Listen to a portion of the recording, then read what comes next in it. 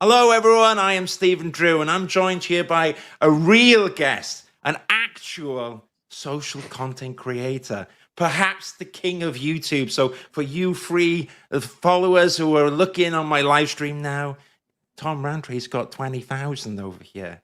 So, I've already said his name. This is a terrible introduction. I should practice this more.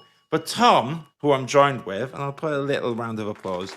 Tom is an architectural professional. No, thank He you. is talented. And do you know how I know that? Because I actually work in the same place as Tom, right? And we got a few cheeky drinks at the staff summer party. And trust me, if he wasn't talented, he'd be having his P45 by now. So he is talented on that. And somehow, like Clark Kent, he manages to do a YouTube channel as well. So I've scheduled this podcast, and the secret agenda is I'm going to be learning and writing notes as well. But without further ado, Tom Rowntree, how are you, my friend? You all right?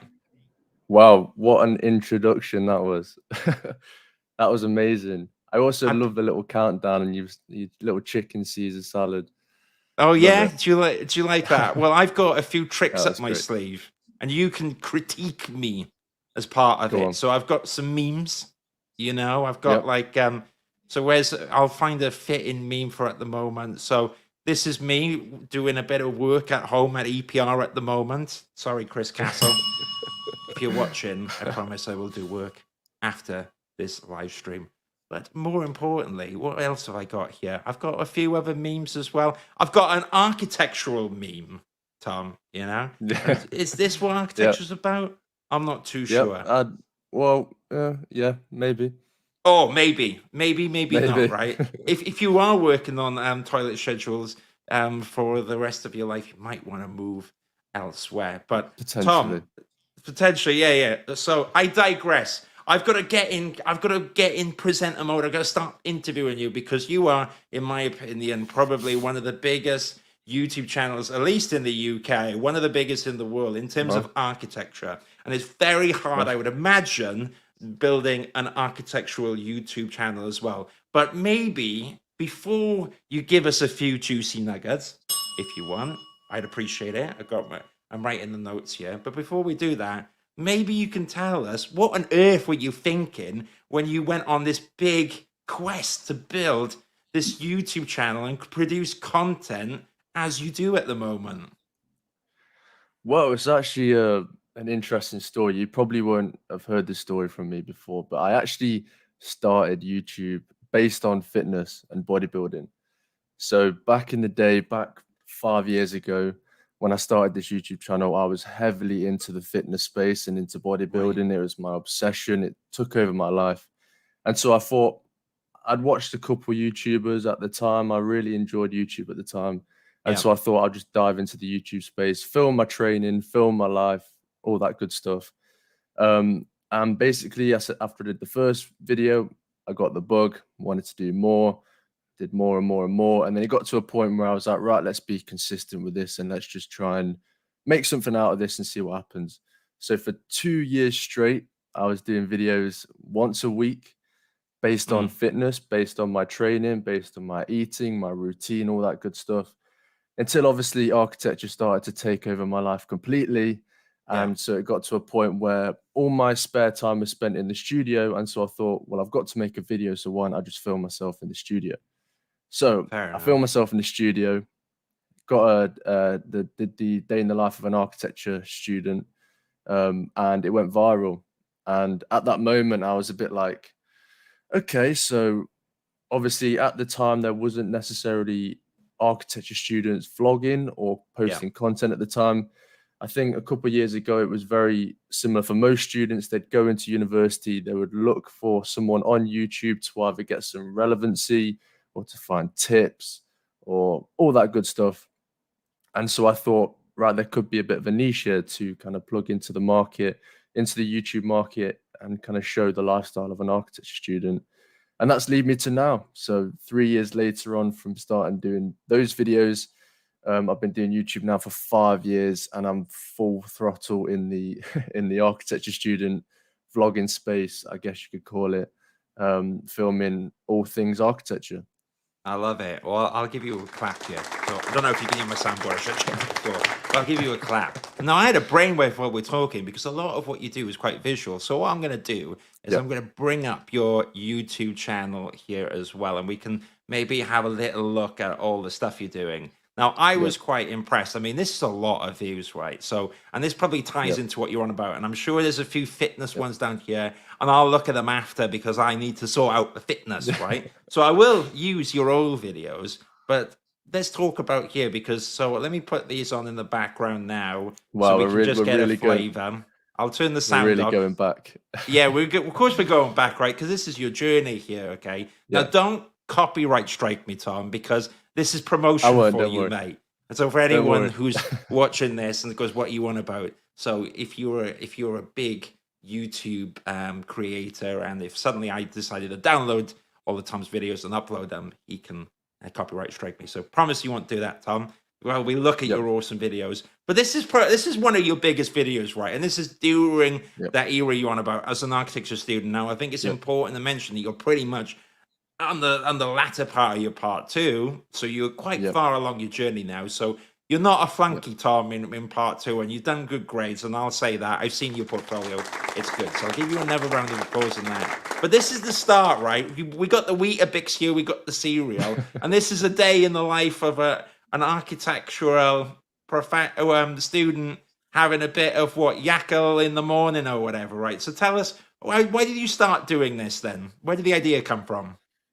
Well, like I said, I was getting to a point where the architecture was completely taking over my life, and I wanted to do because at the time when I started YouTube, it was all about finding the viral videos. What is going to be a video that someone else hasn't Yep. done? What's going to get clicks? And so I thought, well, obviously I study architecture, and it kind of just made sense for me just to film a day of me doing architecture. And I Mm. knew at the time there wasn't that much out there, like I mentioned, and so I thought, let's just give it a go and see what happens. So I made this video. This was simply me just getting up in the morning, like you've seen, having my coffee, having my Weetabix, Yeah. Kellogg's, all that good stuff, and yeah, just filming pretty much my day as this was first year architecture student. You could tell You I don't see, actually look so that different. I don't think. this is the beginning. Yeah, you're just like I Yeah, can see you. You're all blossomed, happy in life and stuff. We got a few more years of architecture. Bash that down a bit. That's a joke, by the way, everyone. We love yeah, architecture, but you know, it's so this is the most yeah, replayed bit, and we can see now you going into the studio. So this is yeah. what uni did you go to, Tom? This was the Birmingham School of Architecture, so BCU. Nice. I like Um, it. So yeah, so here you are with your mates all in studio. I can tell you're in studio because it's like we're all wearing now PJs. We're all stressing out about the deadlines, right? Getting ready yeah, for uni. He's having a giggle at least, right? So you know we're yeah. having a bit of banter, but I can see the appeal on this as well. But was this one of the first videos that started popping then, Tom, and you started noticing that people were interested in seeing the day in the life of an architecture student? Yeah, 100%. This was the first video that really went off, and this was the first architecture video that I'd ever done. The first time I'd even mentioned architecture or shown any work or anything. Um, and I remember filming this back in, I think it was November. And I remember uploading it, and 2 weeks later, it was already on 30,000 and thirty Wow. thousand views. And I was like, wow, this is right. Okay. But the annoying thing about it at the time, I didn't really capitalize on it because I was so fixed in this state of, I want to be a bodybuilding YouTuber or Oh, I fitness see. YouTuber. And so for about a good maybe 9 months after this video, it still continued to be fitness. Or maybe even a year after this, it was still fitness, it was still bodybuilding, I was still pushing it. However, I knew that the architecture videos were doing well, so occasionally I'd plug in an architecture video. So some of the other videos that I've done well have been like portfolio reviews or do's and don'ts as a first year architecture student. And they were all videos that I plugged in along my journey of doing these fitness YouTube videos. But obviously, at the time, people didn't really know what they were coming to my channel for. Were they coming for architecture videos? Were they coming for fitness videos? Yeah. And it was kind of getting a bit confusing in that sense. And so I had to make a decision as to which direction it was going to go in, which one was I going to commit to, and whether I was actually going to kind of put all my time and effort into that. Yeah, fair play. I There's mean, Josh. It was Josh's. There you go. I know one or two of your uni mates. You've had one on your podcast before. And he's got this big Yeah. grin like a Cheshire cat, and he seems like a cool dude. Well, let me just Yeah, go he's a through cool it guy. here. I'll put the link up as well. However, Thomas Rowntree, if you look on YouTube, you will find all the stuff you've done. So I'm going to bring it back now. Yep. So you see, look, I have been watching a few. Look, I'll be honest. Sometimes I've dropped off near the end, but well, I'm more of an amateur YouTuber than you. You're more up there, right? But that does happen, doesn't it, on the graph, right? Yep. But you can see, because I'm in my account here, the raw ones of ones I've watched, ones I've not. I think I couldn't even look up my one that we did because it's, you're hearing your voice and stuff. But you can see I've done here, I've ordered it by what's most popular. Now, more interestingly, and this is what I wanted to talk about as well. So I watched you graduate, and that's the point. There we go. Well done, graduating.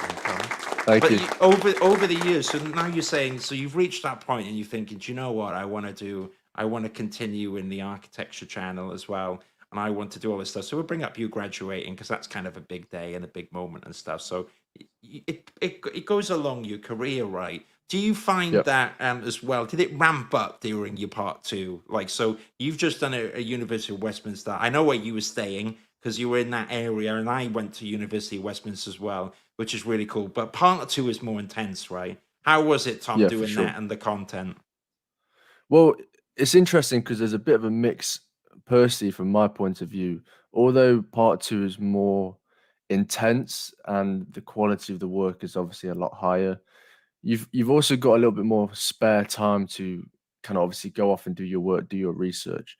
So for me, a big thing, like I've mentioned, a lot in videos is about getting into a routine, and that routine helps me to do my videos. And essentially, the good thing about me filming, me studying, and me doing my work is that essentially all I have to do is me doing the work and then just set up a camera of me filming me doing my work. So Yeah. essentially, it doesn't actually take that much longer to film a video because all I'm doing is filming what I'm doing. Right. So a lot of the time, people will say, "How have you got the time to do it?" Or does it not take up so much of your time? But in reality, it actually doesn't take up that much time because I'm filming what I'm doing anyway. The stuff Yeah. that takes up a lot of time is obviously planning the videos and then editing the videos, doing the thumbnails, marketing it, getting it up all on the socials. That kind of stuff obviously takes a little bit longer.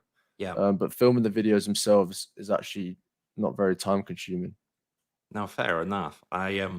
I think I've got one or two questions here. Just a quick reminder, because it is a live stream. As long as you don't ask any naughty questions or inappropriate questions, or questions which will get me banned from LinkedIn, you can actually ask Tom a question while he's here on his lunch break. That's right, Chris and Ben. I promise it's on the lunch break. Tom, if you get in trouble, just blame me. Yeah, because it was I my will be. I idea. will be, Steve. Yeah, I'm you going to be you should blaming you. you should do. Gregory quickly says from breakfast to graduation, a great story. Why not, right? I think it's Yeah. awesome. Now I've got a question here. We're going to talk about reels in a bit, but you talked about as well, kind of honing in on the algorithm because it is addictive. And I've done a bit the same time where I see certain videos pop, certain videos don't, like long formats, even though this long format I do it because I enjoy it, but actually the videos that I do 10 minutes, which are, hey, top 10 tips on architecture CV, that tends to go more viral, right? Or I tend to notice that videos with architectural drawings, or now we're talking about mid-journey AI, anything visual as well tends to pop. So do you find like stuff like this in the studio, drawings, what do people really want to see in your opinion, Tom, as a content creator? Is it the real stuff, or is it like a bloke like me, middle-aged, talking about a CV? Well, obviously, I think there's two. They're very obviously different ends of the spectrum in terms of the content you're creating. People will come to you for obviously more, I guess, advice and for someone who's got the experience and they want to know where to position themselves in terms of getting into practice, etc. But my goal with my channel is to show the lifestyle of a practicing architect. So it's purely the lifestyle, the behind the scenes work that goes into producing the portfolio, etc. And for me, it's all about relatability, showing students that they're not alone in this process, and also that if they can relate to someone like myself who's showing my journey on the platforms, then they'll obviously relate to that and they'll want to engage with that content. So that is the kind of sole purpose of my channel, is to be as relatable as possible and also to help people along the way, because people obviously always want help, they always want advice, but also a bit of inspiration as well. So even me showing these models here, it's obviously useful for someone to see that, because that might inspire them to do something in their project or their portfolio, or it might encourage them to start using Rhino or start modeling in some kind of software. So I guess I'm trying to tap into all different kinds of things, but keeping it very niche at the same time, in the fact that it's about vlogging, it's about the behind the scenes work, and that's what's important for the channel. Very, very cool. I agree with that. I do think that while people like the idea of doing a channel, the reality is, my opinion is, it's a lot of hard work, right? And if you Yeah, don't enjoy it, that's the number one yeah, stumbling block. And secondly, what I've noticed as well is, while it's cool, you see a video go up and it's nice seeing yeah, subscribers in, and I get one or two trickle in, not the big yeah. numbers, mate, but it No, is cool. you're getting some numbers in. Don't I worry. get in a few numbers in. So, for instance, with me, like metaverse will pop or all this stuff, and Yeah, you kind of you follow the trends, but it's hard work, and that's what I'm getting yeah, at. And so, yeah, because where I'm interested in, so I do this live stream, right? And so basically now I love a live stream because it's engaging with the audience, but importantly for me, we're here, we make the content, we spend our hour, it goes live, right? Okay. yeah, What you're doing, though, which I find harder and I admire, is you are saying that on one hand, you put the camera there and you record the video and you're yeah, in the studio, and that's great. But you got to get all this content, and then you've got to compile a video. You got to keep it the right length. You got to keep it engaging enough yeah, that people go in. So it's an art form. But yeah. where I'm getting with this is that, have you sometimes found that you're going halfway through the process and the video's not going the way you like? And Yeah. how do you deal with that then? Do you kind of still think, oh, I'll get it out? Or do you kind of go backwards and re-engineer it? What's that whole process like of doing a manual video compared to a live stream? Yeah. Well, personally, for me, a lot of my content is about the quality of the filming, the editing. I like the kind of aesthetic of my videos. And you'll notice my Instagram page, it's become kind of very aesthetic, and these nice photos or reels about Yeah. certain things. And a lot of the time, if the quality isn't quite there, then I'm at this bit of a crossroad where I'm like, do I completely ditch this video, or obviously, like you say, do I continue and just go for it? I'd say 70% of the time I'll just ditch the video. Right. However, because I just don't think there's any point in putting content out there that I'm not very happy with. But Yeah. although there's a very fine line between the two, you need to be consistent. Like we'll go probably discuss that. But also at the same time, you don't want to be just putting stuff out there for the sake of just having a video that week.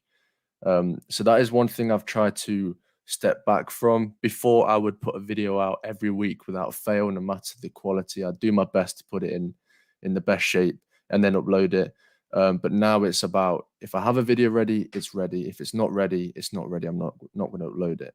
There will be Mm, videos where I'm not so happy about, and I still will upload them, yeah. depending on the schedule of videos to come or the kind of relevancy of the time. But most of the time, I'm fairly happy with my videos, because I spend probably a good half an hour to an hour planning out every video that I do. So I plan out a full structure of a video.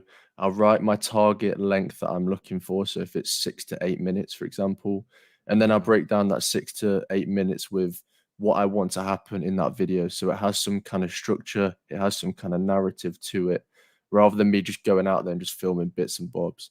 And for me, that way, once I've got the structure, I know that if I get the clips, then it's going to work, because I can then just put it together, and do some voiceovers, talking and kind of jump in some bits, maybe refilm certain elements, and then it all kind of comes together in one piece. But I tend to just try and get the quality over the quantity, because I just like my videos. I'm a bit of a perfectionist. I like them being perfect and looking really nice and sleek. And if it's not quite up there, then I will be a bit hesitant to upload. Fair enough, and good for you, I think, and it definitely makes sense. Now, I think that suits your personality as well. I know you're a good designer, and that works. And so, for a lot of you out there, and I've seen other really good YouTube channels popping up in architecture. There's one or two in the States. and I followed the B1M, which is more construction. I met the guy years ago, and he does all these cool polish stuff. Now, the problem I have, Tom, and this is a confession right now, the problem I have is that I'm terrible on planning things. That's not good. That's confession number two. Confession number two, whether it's an excuse or not, you can be the judge, the judicator. However, I get busy with my work, so I don't plan stuff. I don't Yeah. upload regularly, Tom. And what I find is that the downside of that is then I get like my podcast is growing, right? And then it'll go quiet because Yeah. I haven't uploaded stuff. And Yeah. I think that while the audience, sure, they recognize you and they'll follow you to an extent, the way the YouTube is, the way the algorithms are, the reality is if you're not pumping out content, do you get forgotten, Tom, in your opinion? Yeah. I think you do. You don't get forgotten as such.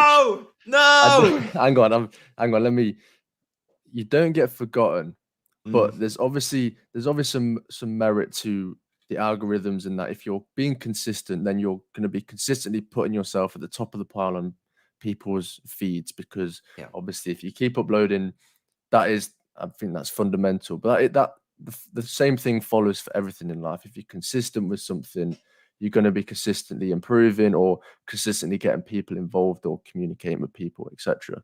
So I yeah, think that's obviously a fundamental thing in anything that you do in life. But when it comes to Instagram and YouTube, there is a bit of that, because people will end up because if they see a video every week, they'll be constantly reminded of your content.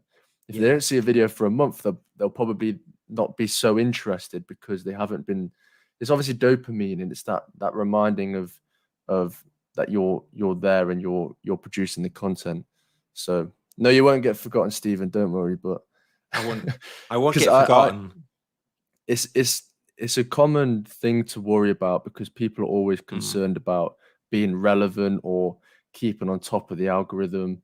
And I think if you really just want to produce the content for the quality and for you actually wanting to produce the content, then it shouldn't really matter too much. But if you're producing a business and you're obviously trying to sell products, and yeah, you're trying to obviously grow your audience, then obviously then you can be a little bit more concerned, because you're running it as if it's a business. But the only problem with running Instagram and YouTube as a business is that it's inconsistent. You don't know what day is going to be a good day, what day is going to be a bad day. yeah. Whereas typically in business, you can kind of forecast a trend or uh, revenue or whatever, so you know kind of what direction you're going in. Obviously, YouTube isn't so secure, so it's not so Mm. easy.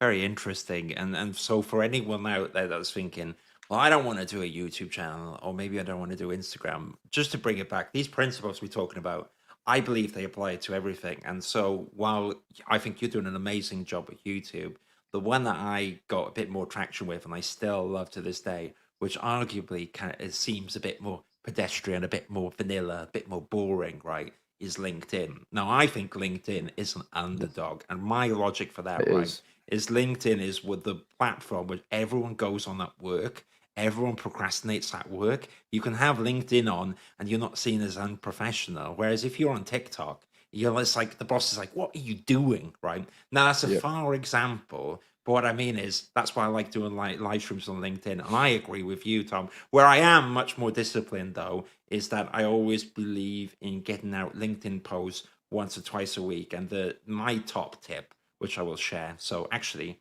I've not just exploited all your top tips. I'll give one. I'll give one away. It's go on. polls.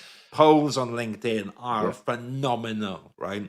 So I always look at what's a current topic to architectural professionals, which is slightly close to home, a little bit much. So it's like, can you afford your energy bills on your current salary at the moment? Yes or yeah, no? Now that is punchy, and it will go to like 50,000 people or 40,000 people. And so polls are amazing. And then if you're smart, and I'm not always smart, I forget sometimes, but then I would put a link to what a bit of content than what I do. And so today I might put a poll after this going like, have you ever thought about doing a YouTube channel? Is it a waste of time? What's your opinion? And people go, you go A, B, C, and then I'll go, Yep. well, if you did say yes, have a look at this video Yep. I done with Tom Rowntree, who's actually Yeah. done a YouTube channel. He's well on his way to keep building it up. So that's my top tip as well. I mean, Yeah. let's talk about platforms a bit. So we'll just geek out for 2 or Yep. 3 minutes because it can be boring to some, but others I think is interesting. So I'm not a fan, and I say this, but please, you're not watching Mark Zuckerberg. I'm not a fan of Facebook. I'm not a fan of Instagram, and I know you can get successful with it, but I think they're the most fickle of all the platforms. And so my basis for this, right, is that images, mate, I know my Instagram's a train wreck on social. I know it is, right? It's embarrassing. I joke about with my family how embarrassing it is, right? I embrace how embarrassing it is. I get 6 likes and I deserve it. You know why? Because the content is naff. And LinkedIn, in my opinion, has moved all to Reels. So I'm going to pause your beautiful video, which I've been enjoying for a second, and I'm going to bring up your Instagram. I'm actually bringing up here. Let me bring it up. It's the wrong. Yeah, I was going to go in here then. It's going to be Inception, isn't it? So here we're going to get your Reels. See, this is live, but I like that. It's a little bit unpolished. So what's your opinion on the platforms, first of all, Tom? And then we'll talk about Reels, if that's cool. Yeah. So just to continue what you were talking about, LinkedIn, I think LinkedIn is great for a professional space. So if you're someone like you, obviously a lot of students when they graduate, or a lot of the time when you're looking for a job, people will move to LinkedIn and seek out any positions that are available, or look for people like yourself who are advertising recruitment positions. Positions in the jobs. field. Yeah, exactly. But I find LinkedIn difficult as someone like myself, because every time I go on the page, it's just people saying, I've just done this, I've just won this award, I've just got this degree, I'm looking for this job. And it's not very like well documented as to realistically what people are up to. It's all about just, I've won this award. I mean, I'm guilty for that. I've posted on LinkedIn myself. We all have. I mean, we all have. And I just feel like right now, currently, it's not being utilized in a way that it could do. I think it could become the next Instagram feed, but in a professional way. So kind of like what I've been doing here about posting my work and that kind of stuff. I could easily post this on LinkedIn and start doing that myself. But for some reason, I'm hesitant with LinkedIn because of it being a professional space. Yeah, and you toe the line quite well, I think, where you're I know what you mean, because your YouTube is not unprofessional, but maybe it's a bit more informal, right? Whereas I get it, LinkedIn can lend itself to being formal. That's my sneaky thing, though. After the years of getting bored, Tom, of like the content on LinkedIn, I try to push it a bit, but it's a bit PG-13 pushing it. I'll talk about a Pret sandwich. I'll talk about this. I'll try to get people to laugh. But you're right. You can't go the full way of YouTube, right? You can't go the full way. And it's not geared up towards stuff like Reels. So you've been killing it on Instagram. I've got like 3,000 followers. And again, when I say this, well deserved. I need to learn. I need to advance. I need to take these techniques, right? Now, you've raced ahead. And when we met up and we had a few beers, as tipsy as I was, and that's on me, sorry, it was a staff party, okay? I remember you saying one thing, and it floored me, where you're like, you made a reel. It's got like over 1 million. At the time, I think it was 1 million views, which is an obscene number, right? That's a stupidly big number, right? And kudos on you for getting it. And I'll put it in the background here as well. I'll actually put this down for a second. So this reel, this is why I'm bad on LinkedIn. This reel has got 1 million views. Amazing, right? So how long we were talking about these YouTube videos earlier. How long does it take to do a reel? Is it deceptive that it's actually a lot of work for a few seconds, or are they, in your experience, quicker to do with the same footage? Or what's it like, Tom, doing the reels? So it's a similar process that I take in doing the YouTube videos. I'll take a concept or an idea, I'll plan it out roughly, And then the good thing about me doing my reels is that I already have the content filmed for my YouTube channel. Yeah. So essentially my kind of process is that I will film a YouTube video and then I'll somehow make a reel out of that content that I've used for that video. And maybe I'll mash together some clips from maybe a year ago or a few months ago from a different video to try and create some kind of story within the reel. But the important thing is to show some kind of concept or story or narrative within the reel, because that's really important.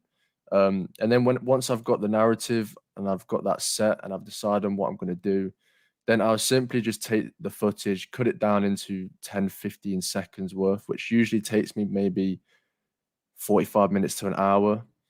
But the key thing with a reel is finding the sound. So what I do, which probably takes the longest time, is I'll get up my kind of For You page, I guess, for Instagram, and I'll just scroll and scroll and scroll until I find a song that I think would fit the concept, and that also is semi-viral at the time or semi-trending. So I'll scroll through, I'll find a song, and then I'll click on the song and I'll see how many reels were made from that song. Yeah. And I remember this one's got yeah, a bit like that, isn't it, Tom? Where I know I'm Yeah. not playing the sound now, just to jump in there. Not sorry, I didn't mean to interrupt, but this one's like it looks like an epileptic fit here without like the without the sound, but it's a song, isn't it? Where it goes and so that was exactly. a trend, and you jumped on that bandwagon for that one. Done it tastefully, but you get the likes from it, right? Because that sounds trending. Is that right? Yeah, so the idea is that you're basically trying to elevate the post through the sound, and then once you get some traction from the sound itself, then you're getting obviously more views, and then it kind of builds momentum. The more views it's getting, then it's like a cascading effect. It's like a snowball effect, and it just grows and grows and grows really quickly. But I like you say, I would typically find a similar type of trend, and I'll kind of adjust it slightly for the content that I'm producing. But as you can tell, a lot of my reels are very kind of fast-paced, quick editing, cutting through some clips that I've taken over the last video or something like that. And like I've said before, for me, it's about the aesthetic. I like these aesthetic shots. Instagram, I think right now currently is all about the aesthetic.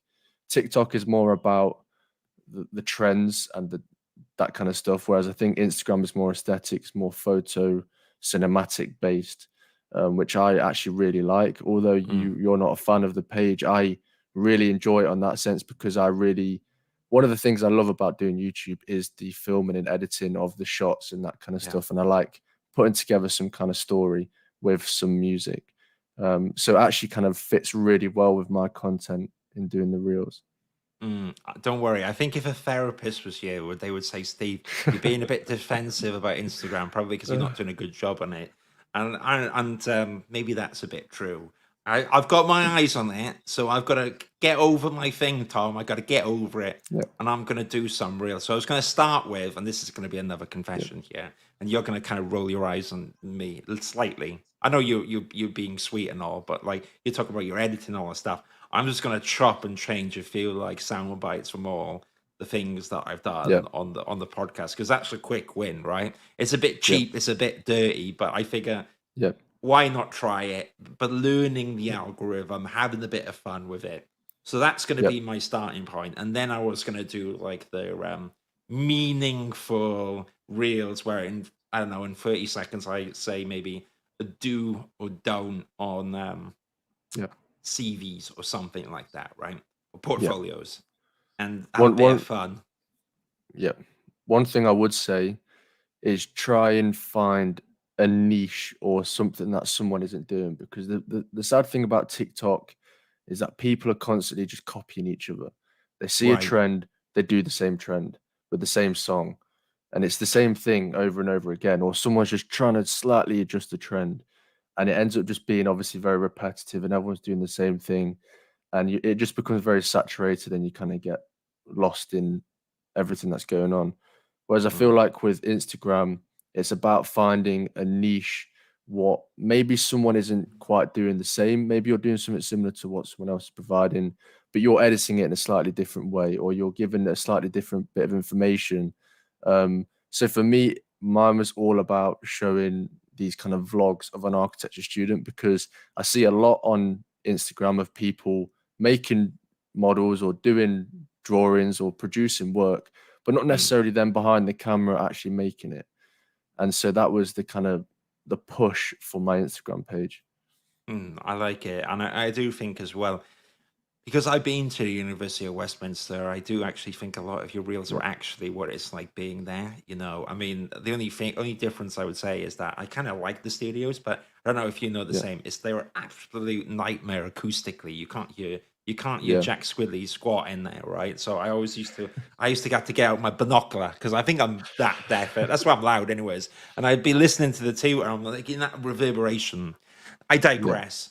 The rest of it, though, is actually accurate. You can watch your reels, you can watch your videos, and that's what it's like to go to the University of Westminster, because I went there as a part one. Yeah. Cool. What I was going to say, actually, so we talked about that. So, okay, let's have a bit of fun for a second. I'll tell you a trend that I think is happening, and you tell me Let's a go. trend, and then we will look back in 3 months and say if we were full of rubbish, right? Let me get out I got to get a sound here as well. Which one have I? So I've got prankster. We'll do that, right? So let's see if we're rubbish, or if we get a trend right or wrong. Okay. So I'll say a trend first, and then you can tell me if you think I'm rubbish, if you think maybe it's going to happen or not. Okay. Okay. So I think Clubhouse is dead. Number one. Okay. Okay. So I'm not even playing my own game. So trend. Okay. I think that what do I see trending? So I said polls. Damn, I said polls before. Okay, LinkedIn one, because I'm the boring guy here. Okay. If Yeah. you're not doing it already, you need to get on board newsletters. Okay, that's number one. And I think, and did you know the other top tip? I think more people are going to be live streaming on LinkedIn. So did you know before you had to apply to do this and you had to act all credible and all this stuff, and somehow I snuck in. But if you've got, I think it's 100 or 300 connections, you can live stream on LinkedIn. So I predict, Tom, I got there in the end. I thought on my feet that we will see more people on LinkedIn live streaming. And I predict that as well, the newsletter, which seems so boring, I know, and I just hate writing sometimes, but I force myself to do it because it gets a lot of traction. So that's what I see happening more. That's my live stream. Yeah. Do you believe me? Yes. Yeah. You're like, yeah, That was I know, but convincing. you're talking about LinkedIn, mate. I don't care about it on YouTube. All right, so maybe just trust me and see what happens. I'll tell Yeah, you. I trust you. Trust me. We'll see. We'll look back in 3 months time. Tom, what's Yeah. your trend that you think is going to be happening? Well, I this might be just a fairly simple one, but I actually think that over the next few years, there's going to be more and more people filming their architecture journey and the behind the scenes work. I've noticed recently on TikTok and Instagram, there's a couple people in America who have started doing time lapses of them making models and doing drawings, and they've absolutely blown up on TikTok. And I've seen some of them come over to Instagram. So a lot of it at the moment is currently in located in America. But I think over the next few years, we're going to see a whole wave of architecture students filming what they're doing, behind the scenes stuff, which I think, obviously, being in the space, it would be great to see people showing their work and showing the behind the scenes stuff. And I think it's a good move for people to do it. It's So strange, though, that's isn't my it? trend. Yeah, fair dues. And sorry, if for anyone in the audience, bless Tom, he's got like a second delay. So if I'm over, I'm kind of cutting in and he's dealing with me. So sorry there, Tom. What I was going to say That's is, right. you're right. But what is it about like, I feel like there's almost sometimes a resistance for people to show this stuff on social media because they Yeah. might worry that it's unprofessional, and that could be a quandary in the future, right? Especially if you're an Yeah. employee of a practice, because I know Archie Marathon, which I think is in Australia. They've got a cool Discord. I was in there, and they're two practice runners. They run their own studio, right? So they produce a lot of TikToks, a lot of YouTube videos, and it's fine because it's their business. But Yeah. I think that in architecture sometimes there's resistance to show that work, or it might be seen as Yeah. unprofessional, or people worry about sharing information, or people worry about competitive advantages Yeah. and stuff. I think that needs to change, and I think we Yeah. need to embrace this stuff. But do you feel that resistance then, Tom? Yes, because I think the architecture space is seen to be this professional Mm, corporate space.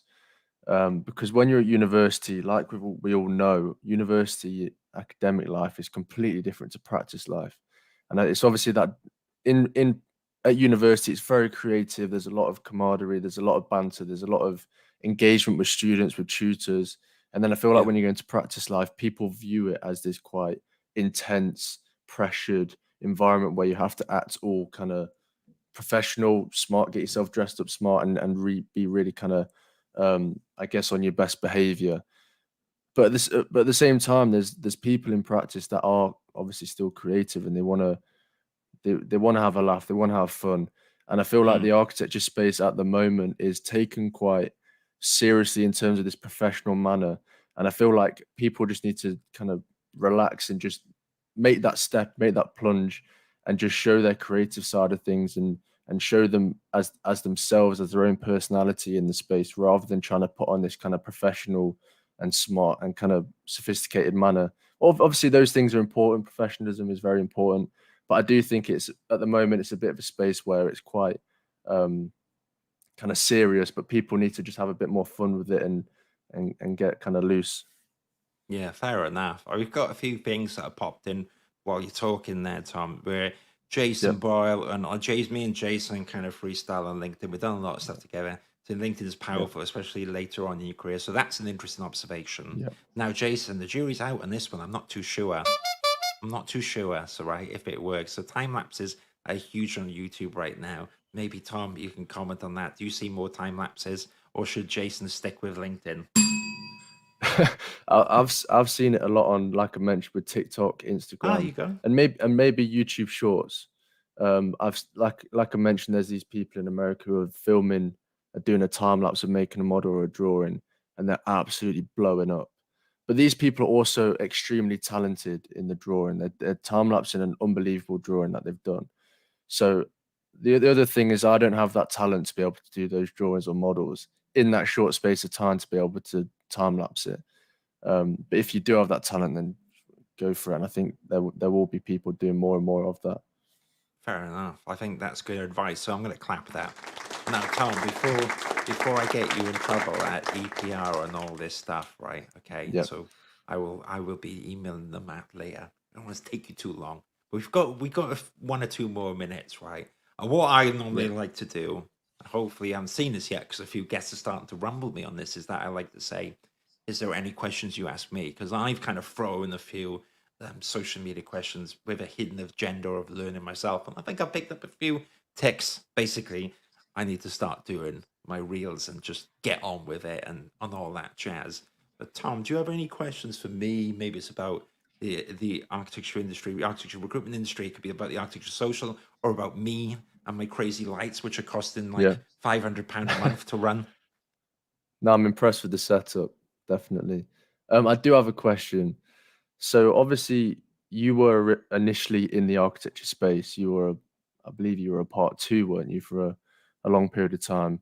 And now Yeah. that you're kind of out of the space, looking in on the profession, what do you think is the current state of the profession, and where do you think the profession needs to improve on currently in the, I guess, in the recruitment space? Okay, so number one, I mean, the thing that comes to my mind at the moment, especially I think, is the energy crisis. And I think that what's scary is that some of the part one and part two salaries I was hearing 9 years ago. Now we're looking at inflation. I'm at an energy renewal quote from Octopus, right? And it was like 300%. The point I'm trying to Yeah, get at is I don't know if architectural salaries are rising. I'll do it this way. are rising in line with inflation. And I think that's going to put stress on the reason of why have you got into architecture. Now, I think that architecture is an amazing profession. You can build schools, you can build hospitals. There's stuff that you can do which you can't Yeah. get in any other industry. And so I still think it's a great profession. The problem is, though, is that there's constraints on it. It's not the highest paid job. Maybe if you start getting a side hustle, and maybe that's why you should start doing a YouTube, then you can start doing all these cool things on the side. But point and quote of what we're talking about, you asked me about the architecture profession. I'm worried that these factors, especially in the UK with the energy crisis, are putting stress on this profession. So I can see more and more people not doing it anymore to pursue other things. So I left architecture because while I love the sector, and that's why I do now, I do architectural recruitment, I built the architecture social. One of the reasons I did leave, though, is I was quite excited about the idea of going into another profession and like sales, Wolf of Wall Street, and making a bunch of money, right? And people worry about saying that is crude and awful, but that's really one of the things that excited me, okay, at the time. And I predict more and more people will unfortunately leave that because you have to be passionate about architecture to continue in this industry at the moment, especially with all these external constraints, especially when you're worrying about oh, I was just distracted by one of the comments there of Russell swearing about what's up with a big ass microphone. Russell, the bigger your microphone is, the more professional you are. Now, before this podcast, I was talking about you, Russell, on TikTok, and Tom's going to check out your channel. You're going to learn a few tricks from the king of the reels, right? In my opinion. Anyways, Russell, sorry, I'm going to say so. Architecture, I think professionals are under more stress than ever. And that's what I worry about at the moment. Architectural recruitment is quite busy, and there are other jobs there. There's demand. I just worry in the next 6 months to a year how architectural professionals can cope with all the current constraints on. So that's my thoughts. Probably boring. Thank goodness No, it's Russell good. turned up talking about big microphones and not listening to the Welsh man raving about energy costs in architecture. But yeah, that's kind of my thoughts about it. Okay. Is that useful, Yeah. Tom? Yeah, it's good. I think currently there's a way up in the architecture profession over risk and reward. Financially, I think it's difficult to study architecture. Obviously, because it's such a long course, people want to go into the space, but they don't necessarily want to commit to the entire thing because obviously of the financial constraints. Firstly, it's not a very high paid profession.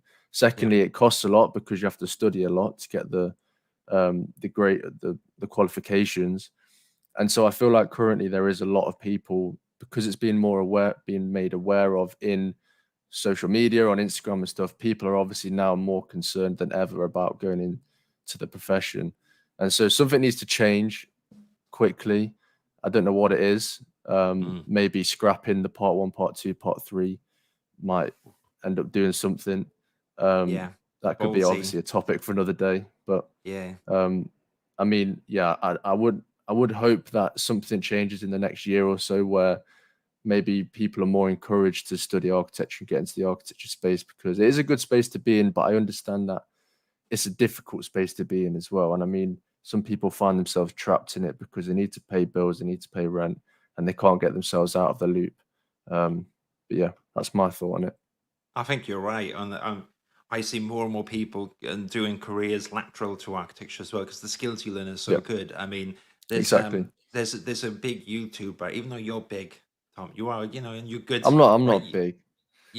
Well, listen, my mate Will McDaniel, check out his YouTube channel. He's got like 1 million subscribers, right? And he Well, there makes you like go. architectural monsters.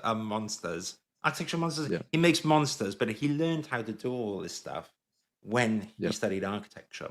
So there's a yeah, lot of stuff you can do in the space. But all yeah. right, Tom, I'm going to keep you too much longer. Do you have any final thoughts or anything you want to say while I bring up all your links and all that jazz and where people can find you? My final thoughts is that thanks for having me on. I'm impressed with the setup. It looks all very professional, clean. You're like a proper streamer. I absolutely love it. Oh, I remember Gio. the first time I interviewed you, I think we both just did it out of our kitchens. And now look at you. You're in the whole studio with the with the streaming setup. So no, it's Oh, great. mate. Well, I appreciate you having me on. well, cheers to that. So there's Tom's Instagram. Okay. I've got to work out how to get all this stuff right. And what I should do is plan before. But anyways, I haven't got the link for that. But if you Google, look at Thomas Rowntree's name there. If you Google his name and type in YouTube, you will find his channel. And you should subscribe. I like it. You saw that I've watched some of the episodes. And I will watch a few more. I will watch a few more. Because I like it, and I especially like it because I've been to the University of Westminster as well. So check out Tom's channel, and thank you, Tom, for being here again. I'm going to do one more clap. And I promise I won't get you in trouble at EPO. EPO's a great company, and I enjoy working there as well, helping out on recruitment at the moment. Tom, I'll let you go back to your day job as Clark Kent as an architect. Thank you for telling us all about your YouTube channel. And you guys in the audience, if you enjoyed this, then I've got another special coming tonight where you can look at my awful Photoshop skills, where I have a live stream coming up, which is called, and you'll appreciate this, Tom, it's called I Am an Underpaid and Overworked Architect. Get me out of here. See, I'm a celebrity. See what I was doing there? Yeah. I like that. Smart. So that's tonight. So I'm on it today. I'm on it like a car bonnet. Thank you so much, Tom, for being here. I'm going to end the live stream now. Stick around tonight at 7 p.m. Get a glass of wine and we'll get tipsy and talk about that. Thank you again, Tom. See you later. I'm going to end the live stream here. Take care. Bye-bye.